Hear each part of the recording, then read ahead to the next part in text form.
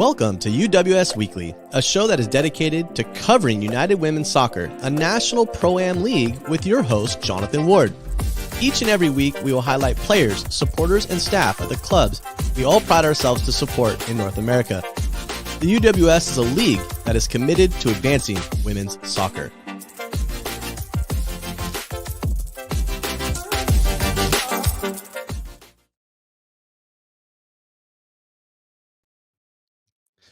Good evening, soccer fans, and what a day it has been for the UWS and NISA. Welcome to UWS Weekly, a show dedicated to the best pro-am women's league in the world. My name is Jonathan, and I am as excited as you are for the news that has dropped today regarding UWS and NISA. And before we get started, just one more video to create a little bit of hype.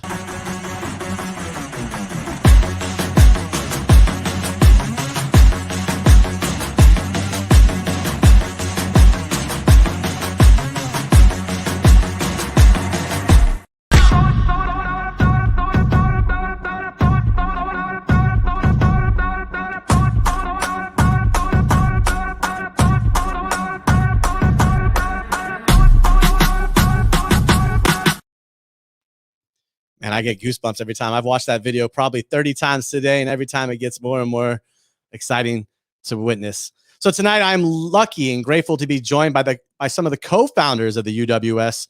So please, tonight, welcome at the time in which they join us, Joe Ferrara, Roberto Aguas, and Francisco Cleaves, along with special guests from NISA, Joshua Pruch from NISA. So first off, Roberto and Josh, welcome to UWS Weekly.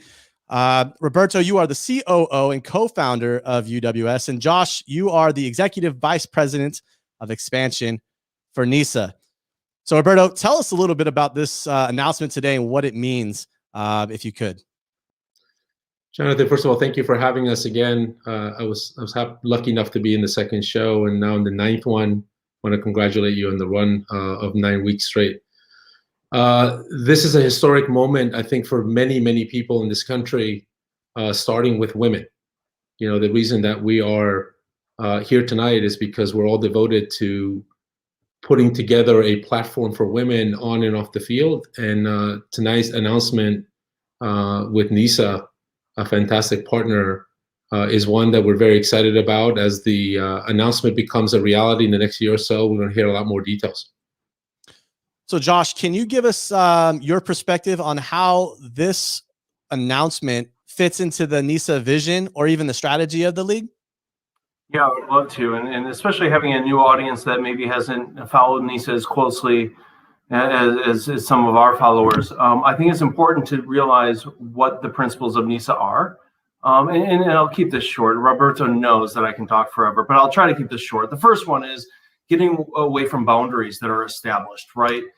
Whether that's through pro-rel, which is ingrained in our DNA, as well as territorial rights. So we don't have them. So the first one, pro-rel, obviously getting rid of the boundaries of pro-rel going up and down, no territorial rights, getting rid of the geographical boundaries. And we have done this by providing affiliations or signing agreements with affiliate leagues and really showing a pathway forward for those clubs and those players going forward. Secondly, we believe in the growth of the game. I know everyone in U.S. soccer claims to have done this. I think our strategy is slightly different. We don't believe in expansion fees or exorbitant franchise agreements or fees. As you know, this could cost millions and millions of dollars, in some cases tens of millions. And at the MLS level for professional soccer, it's hundreds of millions of dollars. And so it's not as though we don't want that investment in the game. It's just we don't believe that that investment should be in the league. We believe that those investment dollars should go back into the clubs, back into the communities, and back into the players. And then lastly, and probably most important, is NISA's commitment to equity, diversity, and inclusion. Our commissioner sent a letter to our fans about a month and a half ago and stated that we are an anti-racist organization. And what that means to us is that not only will we not tolerate racism or inequities within our organization, we feel the responsibility to call out those inequities, those racism ideals and principles within our communities. and where we can make a difference. And I believe that the women's game, there are inequities within the women's game. If you look at the pro level, some of the best athletes, soccer athletes out of this country are women. And yet to only have 10 professional teams and the subsequent player contracts. So this doesn't shock me. It doesn't shock Roberto, because I believe we believe in these same things. I'm just fortunate that we're in a position to work together to make a difference in the women's game. Roberto, how do you think this will change the landscape of women's soccer? I think there's two big things that we started as a foundation of what this partnership will look like. First and foremost, trying to find an organization that has done it like NISA has, right? They took the path and created another platform for professional soccer in this country. And I always joke with Josh, we've been together now for a year, almost exactly a year, working with both of our organizations, trying to make this become a reality. And putting together two organizations of our size that believe in the same core value. We've devoted 2 decades of our lives to the women's equality in the game, and to find another organization that truly believes to the core that we have to make a distinct difference. So that's the first change. When you get two organizations that have had success in their own domains come together to put forth a new platform for women. The second one is more pragmatic. I think at the end of the day, we can't continue to just speak about women needing equal rights in the game. We have to make a change. And our goal with our partnership is to create a women's league for women by women. We need to have women owners. We need to have women in the front office, CEOs. We want to put together pathways that are really concrete for women to be able to own these franchises, to be able to manage them, and to be able to coach them. So our goal is a little bit beyond just an announcement. You know, there's going to be a lot of people that are going to help this process along. There are people that were standing on their shoulders of years and years of struggles. But for us, this won't be a success for us unless the entire platform is very well defined at every level with women engaged. Well said. And I think for the most part, Josh, and correct me if I'm wrong, having already developed a professional league, how does this idea and model fit over the next 12 months, along with sanctioning this women's league? Well, yeah, I'm excited to roll up our sleeves. I think this is an opportunity that we've been looking at. Roberto mentioned it. I think it's been on the horizon for well over a year, and COVID happens and things happen. But we're at a point now, and it's an inflection point. I will tell you, you know, we chose this word alliance strategically. I think we found an ally in a common good, a common mission. We have the same determination, the same resolve. And so, yes, this is day one. There's a lot of work to be done to get from here to the application, to get membership within U.S. Soccer. But again, when you've aligned yourself with a partner like UWS, whatever I can do to increase the opportunities that Roberto talked about, again, not just on the field, but in the front office of leagues and in teams and in the boardroom. So again, I'm just looking forward. There's a lot of work to be done. It's not going to rely on just Roberto and I. It's going to rely on the blood, sweat, and tears of a lot of people going forward. Jonathan, if I may add something very quickly, I think there's a lot of untold stories. And before we lose Josh for the evening, I wanted to take a second to thank NISA, to thank Josh. You know, Josh and I have spent many countless nights trying to figure out how to put together an alliance that's going to be sustainable. And we'll tell those stories someday. But publicly, I want to take the opportunity to just speak to the world about the conviction that Josh has, the same conviction we have to bring a women's platform to the U.S. I appreciate that, Roberto, and the appreciation goes both ways. And I would also state, you know, this isn't just the Roberto and Josh show or that have made this happen. This is, I want to thank UWS as an entire organization, my colleagues at NISA. Without them, we have nothing. And most importantly, probably at NISA, is our board of governors. who are our owners, who are my boss, who have given us the freedom to test out this experiment. And I'm so excited for the future, not only for independent soccer, but for women's soccer in this country. Josh, before I let you go tonight, I do want to ask you one question. It's a question that this show, the idea and values of this show rest on. I have to ask, and I ask all my guests this: what does community mean to you? Knowing the people around you, aligning our interests with those communities. The community means a lot. I think it's cultural. I think it's proximity. I think it's neighbor. So when we say every community or every city can have a professional club, we mean that. It's my inspiration on the women's side specifically, right? I don't live in a market that has a professional team, but I do have 2 daughters. And so to take my 2 daughters to a professional game, that's drivable for me, and share their excitement and have them line that fence waiting for an autograph of a professional player. That's what community is to me. Awesome. Well, Josh, I really appreciate you taking the time to join me this evening. We all appreciate you taking the time to join us this evening, and we hope to have these conversations more often, and hope to have you on the show again soon. Absolutely. Thank you, Jonathan. Thank you, Roberto. Hey, Josh.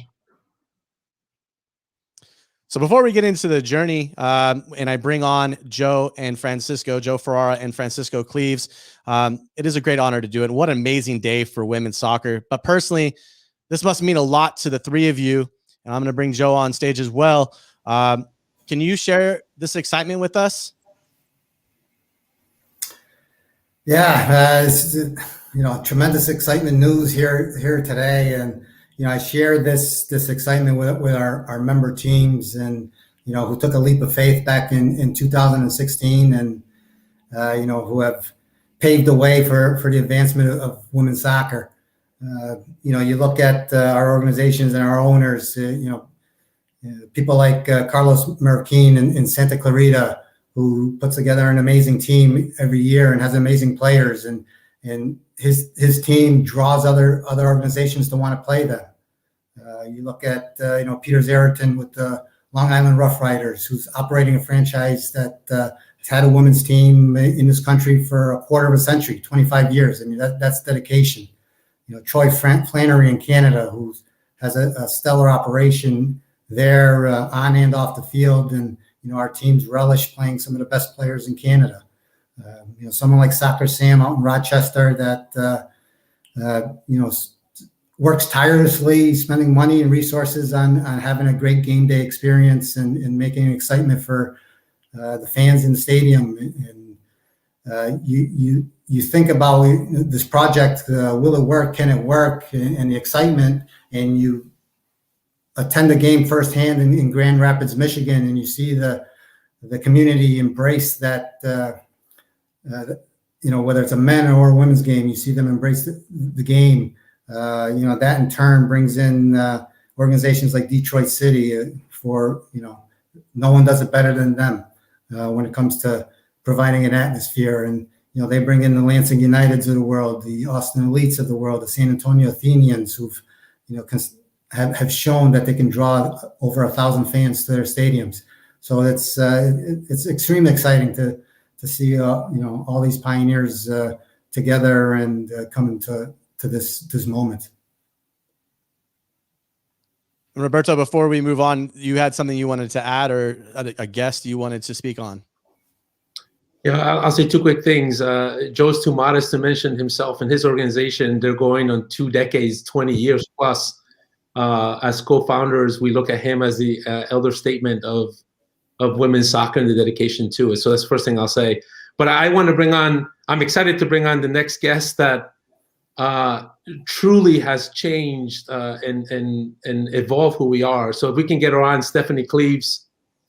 Stephanie is our executive director.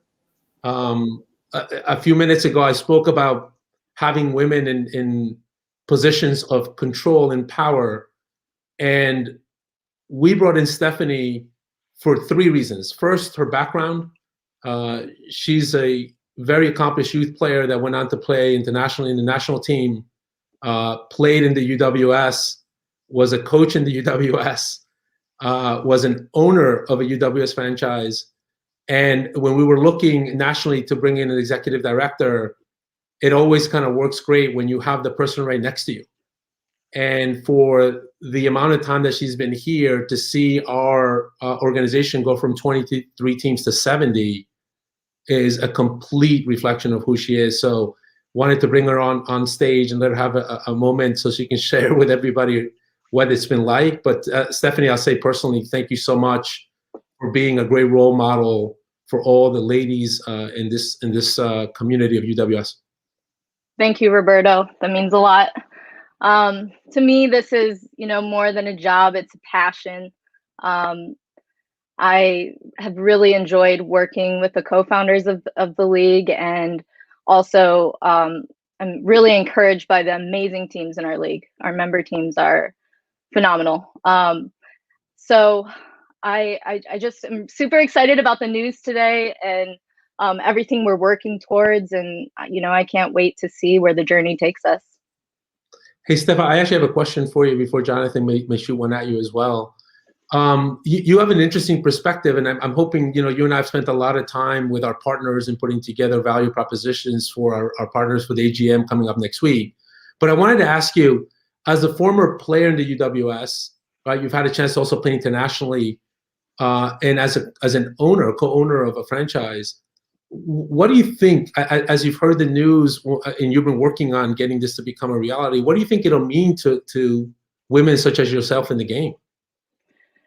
It means everything because, I've had a vested interest in the league, like you mentioned, since playing in the league in our inaugural season a while back. And, designing the logo, from going to that to marketing to, this executive position, means the world to me. And bringing pro soccer, the fact that another pro women's league has never coexisted with another league, it's not right for sure, because we have the best players in the world. So to be part of that is so huge. I'm honored, and it means a lot as a coach, just, seeing my youth players, they have something to look forward to potentially. And on Inferno, the UWS team I have, all those players, they're aspiring professionals or former professionals. They now have another platform that they can shoot for. Awesome. Well, Stephanie, thank you so much for taking the time to join us. Is there anything that Roberto or I missed in asking you questions? Well, I'll say thank you, Steph. I know that you haven't slept in probably 3 days. Yeah. For all the announcements, press releases, graphics, interviews, from the bottom of my heart, and I'll speak for our co-founders and all of our franchises, our clubs in our organization. Thank you so much. Thank you. I appreciate it. Awesome. Thank you, Stephanie, for joining us. Appreciate it. So before we bring on Francisco, Roberto, why don't you explain to us how you're feeling about this announcement today? Yeah, Josh mentioned something that is so dear to my heart. I started our franchise because of my daughter. She started playing when she was about 5 years old, and 17 years later, we've dedicated ourselves to making sure that there is an opportunity at every level. So I'm excited, primarily because hopefully within the next 12, 14 months, we will literally have another professional outlet for all the young ladies that get to the NWSL draft and are not picked. And they have to find either a choice of not playing or going abroad. So that brings joy to my heart. I'm going to bring on Francisco Cleaves, who is the CFO of UWS. Francisco, thank you for joining us this evening. Can you share your excitement with us on today's announcement? Roberto knows I don't show too much excitement unless I'm on the sideline or watching or throwing stuff at the TV. But no, I mean, I think everyone have said what needs to be said. It's great, to start embarking on this process. A lot of work to do, like Josh said, ahead of us. But we're confident. We have always stuck close to our vision and committed to advancing women's soccer. And this is a big milestone in that journey. And we look forward to working together in the alliance and make this a reality. Each of you come from a different background, even a different country. Can you tell us briefly about your soccer background and your involvement in the women's game? Francisco, we'll start with you. Yeah, and actually, I was born in Honduras, so in Central America. For those of you who don't know, soccer is what you do. I mean, you grow up playing, you don't really think about it. But I got involved. Again, also like with Roberto, with my have two daughters, involved in soccer, actually in Michigan, close to where where Josh lives. And one of the things that I saw the difference, because I grew up saying, hey, soccer is just for men. We actually were part of starting the girls program at a high school. It was the first. I was pretty young then. It was back in the early 90s. And I probably didn't appreciate it as much, but what I do remember was the passion that those parents had to go to board meetings, to lobby, and how hard it was then. And now you see how Michigan has, it's a hotbed for soccer. So I am enjoying this a little bit more, now I'm older and wiser. And, being part of being first to something, it's you don't get that many opportunities. And, that's really what kind of my involvement in women's soccer is. Like Roberto says, I've been doing this from coaching AYSO to all the way to to now, the late 80s, early 90s in high school, Inferno, and now this. So it's been a long journey, but worthwhile. And Joe, what about you? Yeah, so my foray into women's soccer started in the late 90s. Being of Italian descent, women's soccer didn't exist practically back then. But I started a women's franchise here in Western Massachusetts in the late 90s, a team called the New England Mutiny. It's operated for over 20 years. And just to correct Roberto, that actually spans 4 decades, and makes me sound old. But the team has that team has been my joy when it comes to women's soccer, more so than even operating here at the administrative level. I remember when I first started that team, there was only 2 men's leagues nationally and 1 women's league nationally. And, compared to now and all the opportunities available, it was quite different. But the Mutiny was definitely my joy and passion for over 20 years. And, great memories. We're the only amateur team to ever beat a professional team. We went toe-to-toe with the national team of China. We've had thousands upon thousands of fans come to our matches. So it's been rewarding for sure. Definitely a work of passion, to reiterate Stephanie's comments.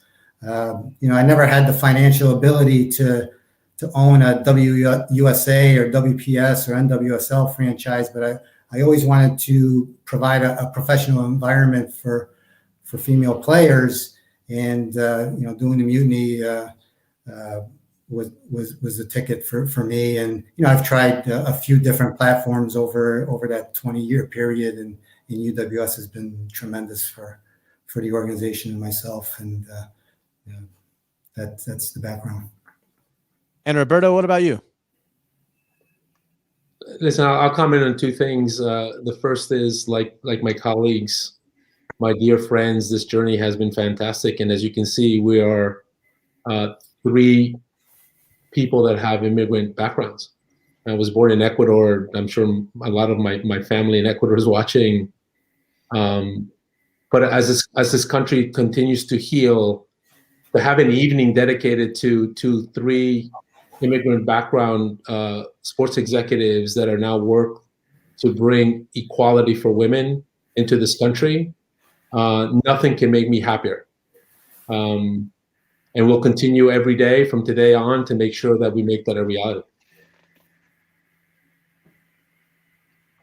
Looking at the growth of the league, right? So we go back to 2016. There's 11 teams, 11 clubs in this league. We're now in 4 years moved on from that, and there's 70 clubs around 2 divisions.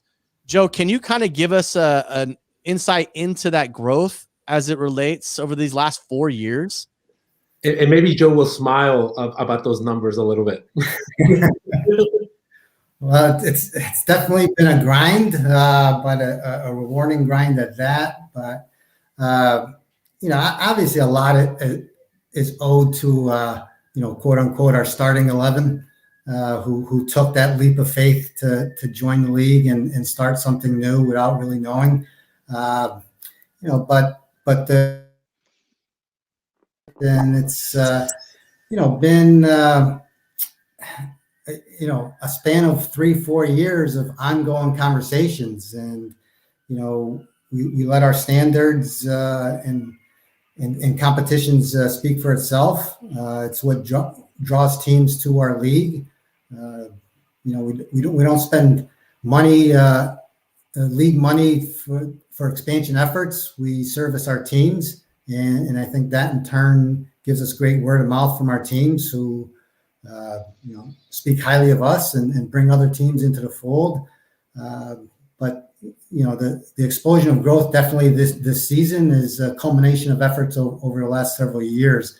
It excites me when you have teams like Brooklyn and Atlanta and Fresno joining your league, because you've had conversations with them for 2, 3, 4, 5, even 5 years running, and to see them commit after such a long period, they want to do it right.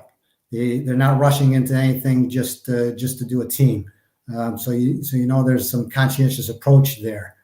Part of our growth is the addition of UWS League 2. You looking at opportunities to provide for these member clubs and provide female opportunities. You look at, what are some of the barriers to entry? Is it pricing? Is it facility standards?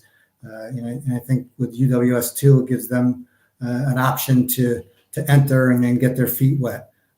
So that type of growth kind of gone as expected, to be quite honest.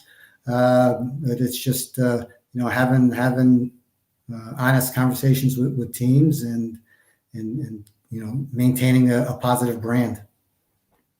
So with today's news, where do we as a league see ourselves going in the coming years, and what does it mean to teams who are currently in the UWS? Francisco?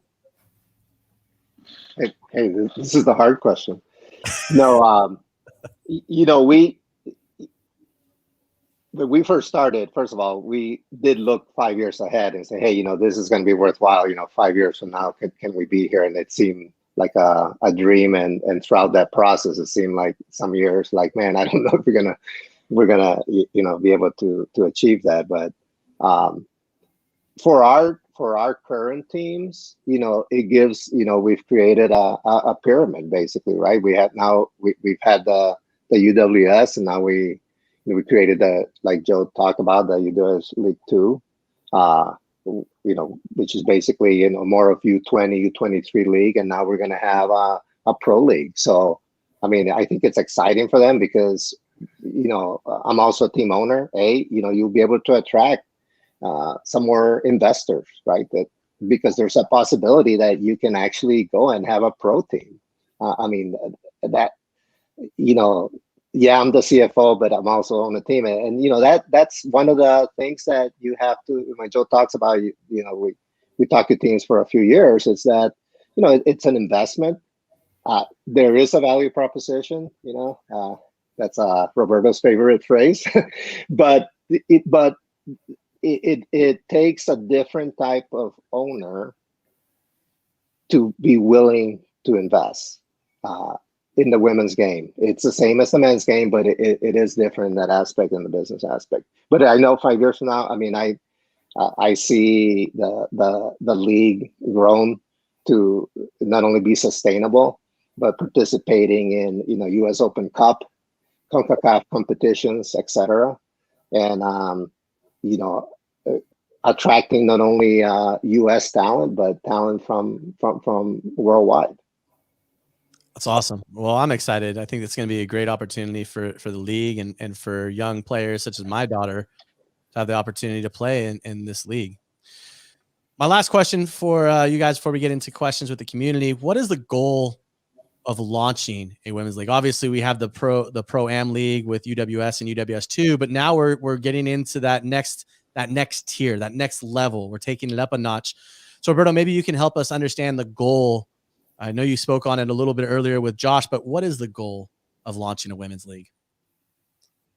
Yeah, I think the goal is simple. I think the trajectory to get there will not be as simple, which is equality.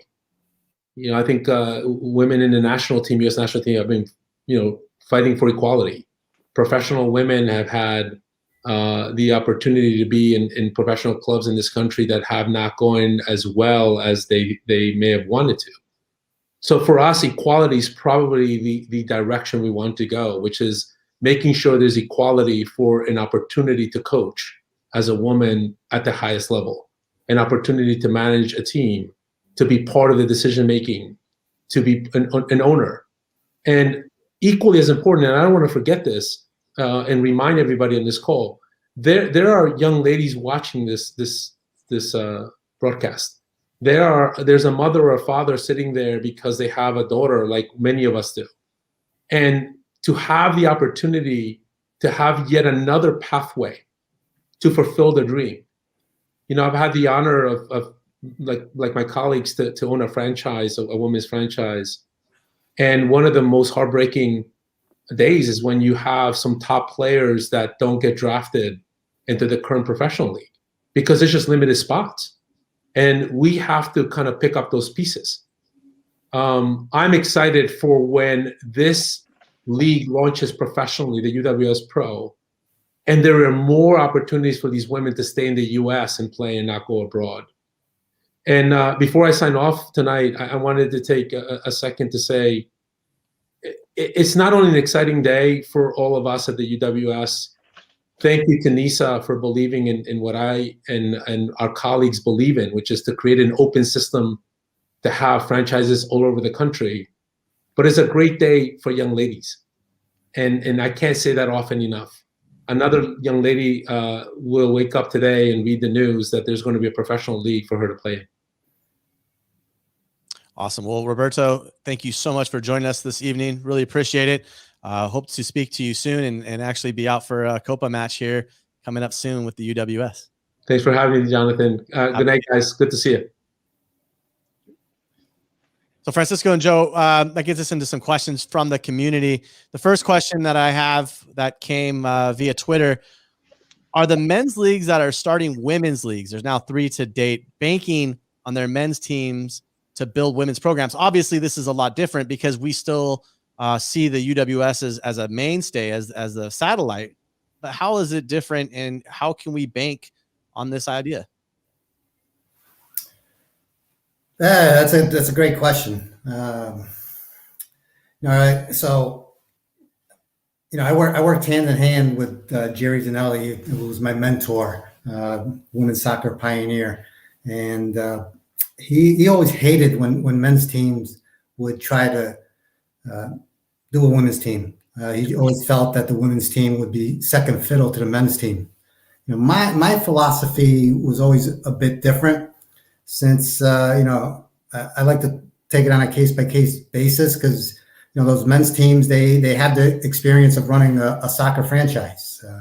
They understand the minimum standards, the operational protocols, budgets. They have the facilities, they have the infrastructure to run a soccer franchise. Ask me that question 15 years ago, and I may have a different answer today. But are you going to treat the men's team the same as the women's team? Is really not the question.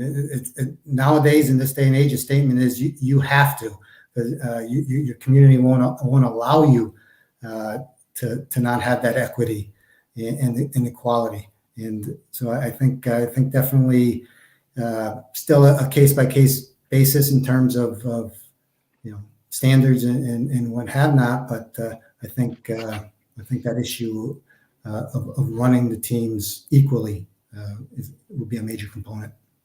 And Francisco, as the CFO, what are your thoughts on that question? Yeah, I touched a little bit on it does take a different, like Joe said. I mean, just because you're running a men's team doesn't mean you can't run a women's team. I mean, it's a commitment that we have seen teammates make, and it really depends on the ownership of that team. I mean, we are still a separate entity. UWS will exist. I mean, we have an alliance to create a pro platform, but this is really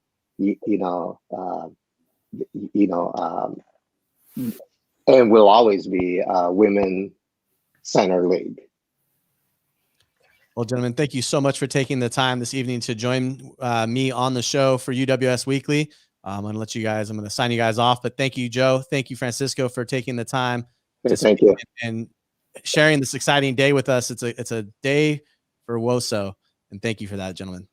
Awesome. Thank you. Appreciate it. Thank you so much for joining us this evening for UWS Weekly. You can follow all things UWS and UWS2 on their social media pages and send your questions for future shows as well. So until next Thursday at 7:30 Eastern, cheers, everyone. Have a great evening.